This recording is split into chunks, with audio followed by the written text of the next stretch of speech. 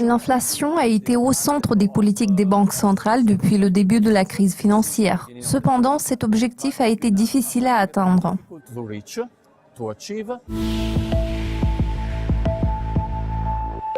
Alors Andrea, pourriez-vous nous expliquer l'incidence des élections américaines sur les taux d'intérêt ? Je peux dire que les élections présidentielles américaines ont constitué un véritable point tournant au vu d'une combinaison de 3 facteurs. Le premier facteur concerne la politique. Tout porte à croire que les responsables politiques sont prêts à se focaliser sur l'économie. Ils sont en train de réfléchir aux politiques qui permettraient de façonner les perspectives économiques. Compte tenu du vote en faveur du Brexit et du résultat des élections américaines, nous voyons ressurgir certaines méthodes à l'ancienne. Je parle notamment des mesures de relance budgétaire, du protectionnisme et du nationalisme. D'autre part, nous constatons l'évolution du rôle des banques centrales et des économistes dans le processus de redynamisation de l'économie. Donc, les 2 premiers facteurs sont la politique et les mesures de relance budgétaire. Ce scénario a été généralement prévu l'année dernière.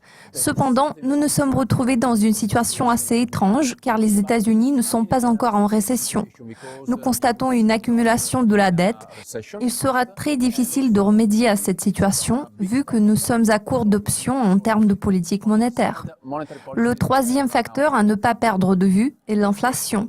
En règle générale, le protectionnisme, le resserrement des conditions sur le marché du travail et l'assouplissement du cadre réglementaire se traduisent par une flambée de l'inflation.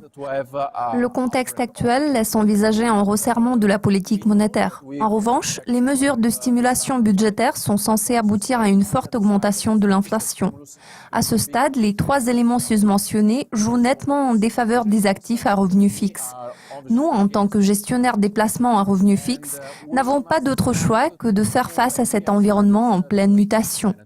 Dans ce contexte, un stimulant positif serait corrélé non pas à des rendements plus faibles et des gains en capital, mais plutôt à un risque de perte du capital. Pour vous donner un exemple, je vous propose de revenir quelques années en arrière. Souvenons-nous des mesures de retrait de stimulants monétaires par la Fed en 2013. Dès que les analystes ont commencé à parler de l'intention éventuelle de la Fed de stopper l'achat de bons du Trésor, le rendement des obligations américaines à 10 ans est passé d'1,6 à 3%. Il s'agit d'un mouvement très marqué. Pourtant, à cette époque-là, ce mouvement a été déclenché par de simples discussions. Aujourd'hui, nous parlons de quelque chose de totalement différent, notamment des mesures de relance budgétaire et des politiques protectionnistes. De toute évidence, nous pouvons nous attendre à une volatilité accrue, combinée avec des rendements beaucoup plus élevés. Pour ce qui est du long terme, je n'ai pas l'impression que cette situation puisse aboutir à un marché baissier pour les obligations. Bien sûr, nous devons garder à l'esprit que ces 3 facteurs sont très dangereux s'ils ne sont pas gérés de manière adéquate. En cas de mauvaise gestion, la politique, l'expansion budgétaire et l'inflation risquent d'avoir une incidence très négative sur l'économie.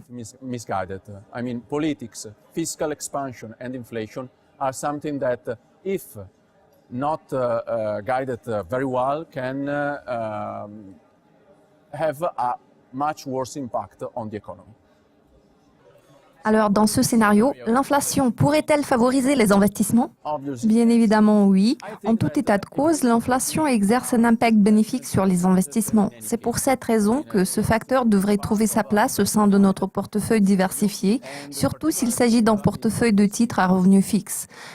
Dans ce cas, nous devons comprendre que l'inflation a été au centre des politiques des banques centrales depuis le début de la crise financière. Cet objectif a toutefois été difficile à atteindre. C'est pour cette raison qu'il était très difficile de prendre ce facteur en compte lors de l'élaboration d'une politique d'investissement. Néanmoins, nous pouvons constater que certaines choses sont devenues apparentes bien avant la présidentielle américaine. Nous nous sommes depuis longtemps rendus compte que l'inflation pourrait revenir sur le devant de la scène pour devenir une partie importante de la réalisation des objectifs d'investissement aux États-Unis. Il convient de noter qu'à l'heure actuelle, nous observons un resserrement des conditions sur le marché du travail. Les marges bénéficiaires des entreprises sont en baisse, les coûts des services augmentent. À cela s'ajoute la fin du déclin des prix des matières premières. Ainsi, l'effet de base pourrait se traduire par une accélération de l'inflation.